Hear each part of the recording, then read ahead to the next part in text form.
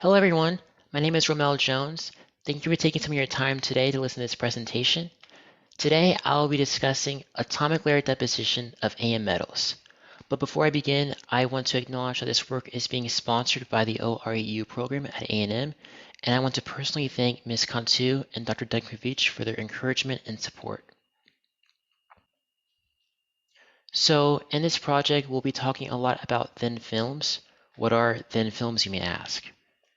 Well, they're essentially layers of material, and they shape the foundation of many technologies and fields. When deposited on substrates, it has a variety of purposes, from protecting the surface to supporting the substrate's mechanical properties. More so, additive manufacturing, or AM for short, is technology that produces three-dimensional parts layer by layer from a material. We're interested in using AM because it allows unique high-strength weight geometries to be fabricated out of a variety of metals. This 3D printing offers the possibility to produce complex parts without design constraints of traditional manufacturing courses. With a technique like mechanical polishing, it seems like the application could be effective, but unfortunately that's pretty unrealistic.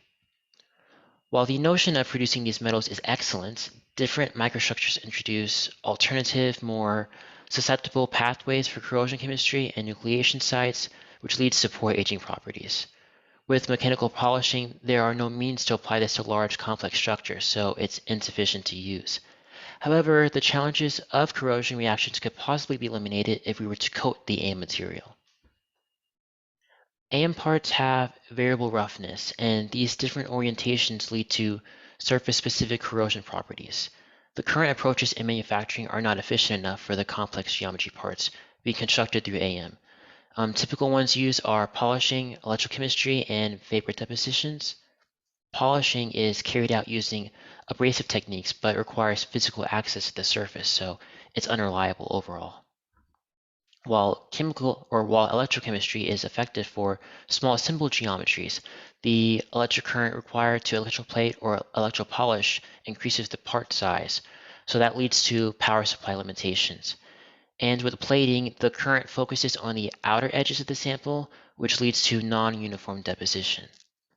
Lastly, the issue with PVD and CVD is that they require a line of sight to coat materials, meaning they're unfit for non-visible surfaces.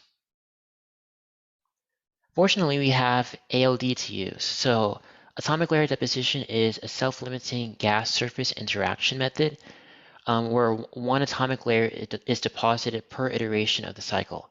It's performed by successive and self-limited exposure of reactants, and it can be repeated until you have a desired thickness level. In ALD, there is a self-limiting nature of the reactions that enables even deeply embedded surfaces to be coated with a uniform film. It has extraordinary universality in which almost any material can be given graded density coating with atomic precision. And while it is a pretty new technique, the disparity it offers from others position it at the forefront of post-manufacturing strategies for AM components. Currently, this study has been broken down into three main phases. The first breakthrough of the study is the construction of the chamber. This is done by using an existing reactor chamber attached to a surface analysis instrument located in Sigma. It'll be responsible for applying thin films of material onto a substrate. And throughout the layout of the chamber are valves that act like pistons. They open and close when pressure is supplemented, letting the chemical gases proceed. In this phase, we're targeting the software side of it as a means of automating the dosing and purging steps. And lastly, there is a step that focuses on the R&D process, meaning we provide reliable data and sources to get funding for further phases in the project. This is done by writing proposals that explain the goal of the work for a general technical audience. You can also create graphical abstracts as well. My main role in this project was helping the automation process with the LabVIEW software, so step number 2. Each week I would work on an assignment that relates to the master system, developing a program similar to the finalized version worked on by Dr. Gorey. I was able to design new systems and provide a visualization of the elements' relationships through a block diagram. So, for example, presented here is the ALD control system. There is an instrument labeled chemical pulse that enables the process of purge and pulse time in the front panel. This unit has been made through clustering, and it essentially takes command of all the timing for all valves, having options of the inputs and delays between cycles. So circle here is an array. An array shell was placed on the panel and then 6 inputs were placed inside. Each one is holding a constant that functions as the automated times in the front panel. So shown here, the first constant of that array would control the movement taking place through the green lights.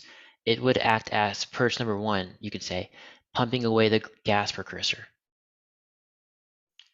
Every input's numerical value is summed up through the numeric controls.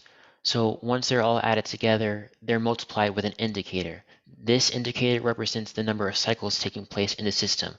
In this case, it would be 6 cycles. Lastly, division takes place to provide a conversion of time from milliseconds to seconds.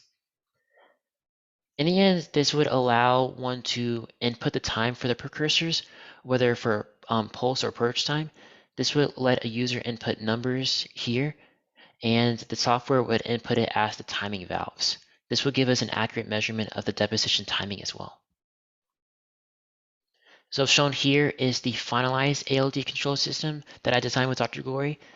It essentially, the program should run to let the nitrogen gas, the H2O dose, and trimethyluminium enter the reactor in different volumes and times. It depends on the user's command though. So let's say we want to run it for 3 total cycles, and we set the wait time after each cycle at 4 seconds. The pre-cycle purge, which is the initial dose, will be set to 2.5 seconds, while the rest of the times are 1 second.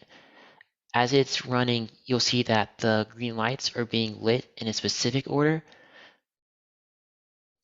There are 3 arrows shown labeled 1, 2, and 3. In this example, number 1's valves are turned on for 2.5 seconds and then shut off.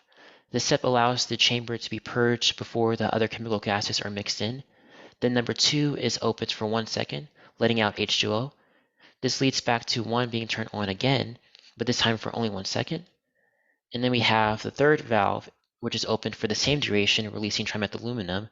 And then finally, number 1 does the last opening for 1 second. The main idea of this is that we have total control of what valves are opened or closed and for how long, so it's nowhere near as difficult as manually opening each one. It is necessary to develop a software control system. While chemical precursors could theoretically be manually dosed, it should be noted that one ALD cycle deposits 0.3 nanometers of material. Thus, a 0.3 micron thick coating will require 1,000 manual cycles. So automating this process will greatly reduce deposition time and improve cycle-to-cycle consistency. This journey has essentially been developing an ALD reactor setup managed through a scalable control program. Being a part of this program has not only given me the opportunity to experience what it's like to work in an engineering environment, but also experience how research and development works. I learned what a graphical abstract was and how to properly create one for presenting. The one shown before you is a collaboration work between the two of us, and it focuses on the goal of LabVIEW. It shows how manually depositing thick ALD coatings takes too long, so a LabVIEW controlled deposition system needs to be installed. More so, I gained many valuable skills from being a part of the project execution process. Understanding how to interface instrumentation with computers and run a program required me to study up on the different functions of LabVIEW, focusing on one small task at a time to get the bigger picture overall.